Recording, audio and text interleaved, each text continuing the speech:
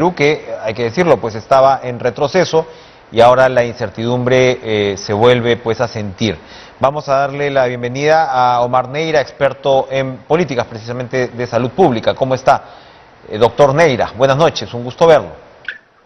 Enrique, buenas noches. Gracias por la invitación. Un placer conversar contigo. Bueno, ¿cómo le parece las medidas que está tomando el Ejecutivo para ajustar las clavijas en este mes, que además es importantísimo, este mes que comienza hoy, porque ya sabemos qué pasa con las fiestas, con las concentraciones, con las reuniones, con las celebraciones? Seguimos en crisis sanitaria, no ha pasado, a pesar de haber estado varios meses en lo que llamamos un silencio epidemiológico. Pareciera en estas últimas semanas que hay un incremento de contagios.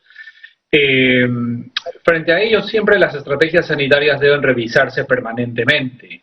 Pero claro, después de 2 años hemos aprendido ya mucho en la ciencia, en la experiencia de países, y a veces algunas actividades que ir sobre lo mismo, como el cierre horario de algunas actividades, el tema de las cuarentenas, no han funcionado en este país. Así que hay cosas que hay que revisar, hay cosas que funcionan, y sobre ello, a ver, la vigilancia epidemiológica sigue siendo fundamental y no se ha dicho mucho de esto, porque frente a una nueva variante, como tú señalas, si no sabemos dónde está, cuánto está, por dónde está, se puede hacer poco y se toman decisiones con los ojos cerrados, ¿no?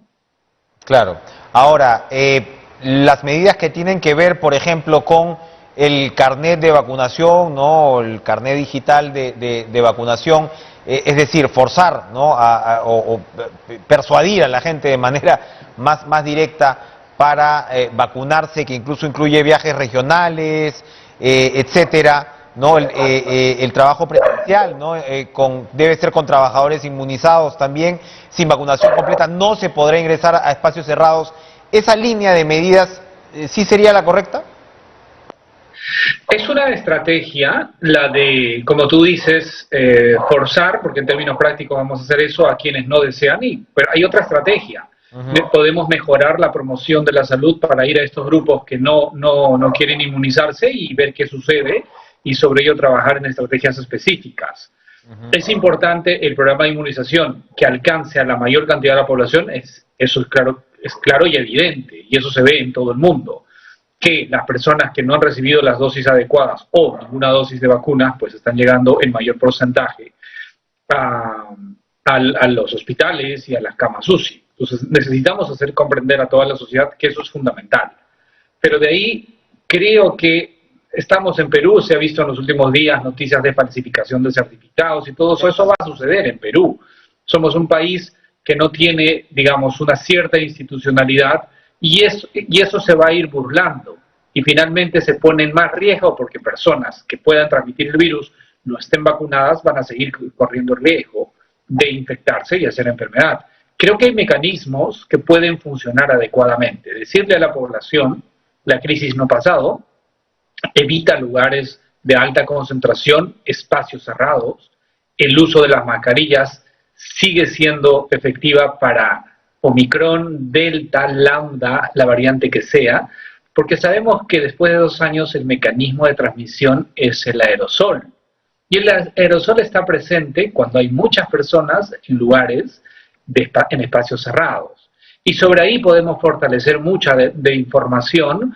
¿Para qué? Como decías tú, en un mes que es bastante difícil en términos de manejo sanitario por las reuniones que se van a dar, vamos a tener que buscar el equilibrio y celebramos la Navidad. ¿Cómo lo celebramos? Yo creo que ahí podemos proponer que se hagan reuniones en espacios abiertos, reuniones cortas, con pocas personas, las familias que se reúnan en jardines o en espacios, y buscar estrategias de ser posible. Pero si se prohíbe que por ejemplo, no haya reuniones o haya un toque de queda el 24 o 25, las personas se van a reunir el 22, el 23. Siempre hemos burlado en nuestro país estas medidas. Entonces intentemos hacer medidas que sean reales para un país como el nuestro, que puedan funcionar y prevenir contagio, porque el virus está y va a estar todavía por mucho tiempo. Seamos pragmáticos, en suma. ¿Qué le dice más que su pálpito, la experiencia reciente con respecto a variantes y demás sobre Omicron? ¿Hay razones para realmente temer que esto pueda hacernos retroceder muchísimo o básicamente tomando las medidas que quienes nos hemos cuidado hemos tomado debería ser relativamente suficiente? Hacemos dos reflexiones. Un poco la historia natural de los virus. Los virus siempre tienden a mutar y generar variantes. Y mutan para dos cosas. O son más agresivas o también se debilitan. Y eso va a ser una constante. Y entonces, tanto Omicron como otras deben tomarse con responsabilidad, pero hay que hacer análisis.